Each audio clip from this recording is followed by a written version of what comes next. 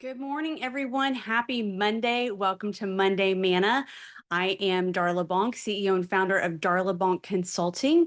And every Monday, I bring to you Monday Manna, clarity for the calling and direction for the doing. We are merging our faith into our leadership, and it is not one or the other, it is an and. And so every Monday, 9 a.m. live, we come to you and bring you just a couple minutes of encouragement to carry over from your Sunday sermons and also to help get you started on your work week. So thank you for joining me. There's a question I've been hearing quite a bit in that same regard, which is really having to do with the theme today of, as leaders, Darla, how do I make sure I honor my faith while I'm still leading in a way that the business calls for and that the business demands, such as results? And maybe you felt it too, that tension between the Sunday morning values and then the Monday morning decisions that you have to make. The pressure to compartmentalize is at the heart of what we're trying to do, right? It's at the heart of who we think we have to be. The pressure to compartmentalize who you are, to keep to your beliefs, to separate that from the decisions you have to make in the boardroom or with your executive team. But what if I told you that your marketplace, your business, your industry, your team isn't separate from your purpose? It's actually central to it, right? Let's look at this verse in Acts 17:17. It says, "So he reasoned in the synagogue with both Jews and God-fearing Greeks, as well as in the marketplace day by day with those who happened to be there." Paul didn't just preach in the temples, he showed up in the marketplace day by day, engaging with whoever was there: business people, tradespeople, leaders, and even the seekers. He brought his message where people were already gathering, already working, already living. And here's what that means for you. Your business is your mission field. So let's be real for a moment. You're navigating intense pressure. We all know that, especially in this day and age. You're managing expectations from your investors. You are managing revenue targets, stakeholder demands, market volatility, team turnover. The weight of those decisions affects the quality of your livelihood, and it affects other people's livelihoods, families, futures, right? They're not easy decisions you're having to contemplate. And somewhere in the middle of all that, you might feel like your values are getting buried under the urgency of performance and the urgency of needing to have a quick response. But here is the truth.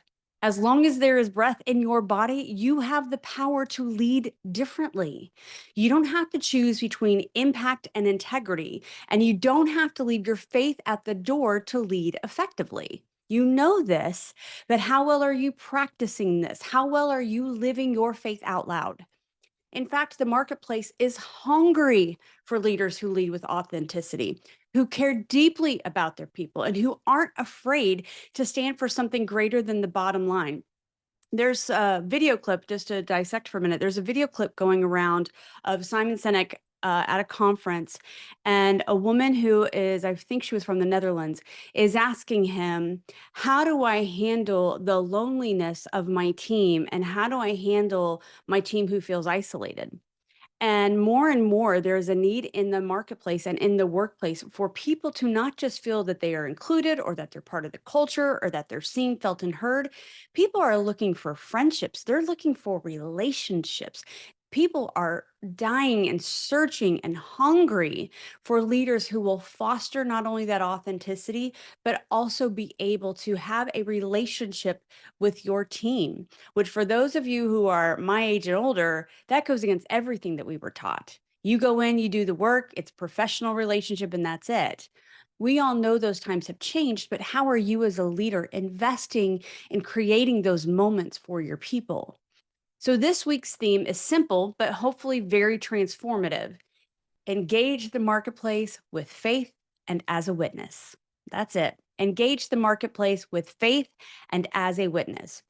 Not in a way that's preachy or performative, but in a way that's authentic, a way that shows up in how you treat your team, how you make your decisions, how you navigate those challenges, and how you celebrate wins. Your leadership isn't separate from your faith, it should be an expression of it. So here's my three takeaways for today. Meet people where they are daily. That's number one. Number two, let business be a platform for testimony. And number three, be a light in your industry and in your community. All right, let's break those down. Number one, meet people where they are. Paul didn't wait for people to come to him. He went to where they already were, the marketplace. For you, that might mean showing up consistently for your team as opposed to delegating that out to your executive leadership.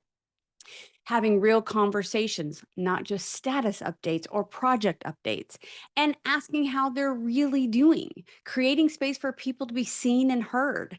Don't wait for the perfect leadership retreat for the annual review.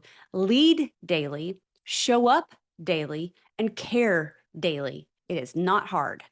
Number two, let business be your platform for your testimony.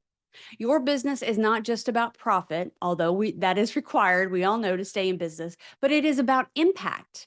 It's about the lives that you touch, the communities that you serve, and the legacy you build. Let your values show up in your decisions, in how you handle conflict, in how you support your team through those tough seasons, in how you celebrate integrity over shortcuts. You don't have to announce it from a podium. Your actions will speak louder than any words ever could. And number three, be a light in your industry and in your community. Here's the beautiful truth. You are uniquely positioned to influence your industry. You have a seat at tables others don't or probably will never have. You have a voice that carries weight. Use it wisely. And you have opportunities to set the standard that others will follow. Do not dim that light for fear or uncertainty, but lead boldly, lead with purpose, and lead with hope, not with despair and just that we see all around us in the world. Lead with hope. Your industry needs leaders who care about more than margins. They need to see people who will lead, who will value people as much as performance, and who will believe transformation is possible, not just organizationally, but personally. So this week, I want you to ask yourself, where is my marketplace? How can I show up there with authenticity, with purpose, and with faith? Maybe it's a difficult, critical conversation that you have to have that you've been avoiding with the team member. Maybe it's a strategic decision that requires courage over convenience. And maybe it's simply choosing to lead with hope when everything around you feels so heavy. Whatever it is, you have the power to make that choice. You are a masterpiece. You guys hear me say this all the time. Uniquely designed for purpose and impact. And you don't have to do this perfectly. You just have to do it faithfully and authentically. So remember, lead boldly and live fully, my tagline. And your business is more than a career, it is a calling. So as long as you're willing to engage the marketplace with faith and witness, you will create a legacy that goes far beyond your quarterly earnings. Dream again. Believe in yourself. Believe in your team. Believe in what you're building. Believe in what you're making. And watch what happens when you align your leadership with your deepest values. Let's make it a great week. All right, guys, I'll see you right back here next Monday, 9 a.m. live Eastern Standard Time. Have a great one.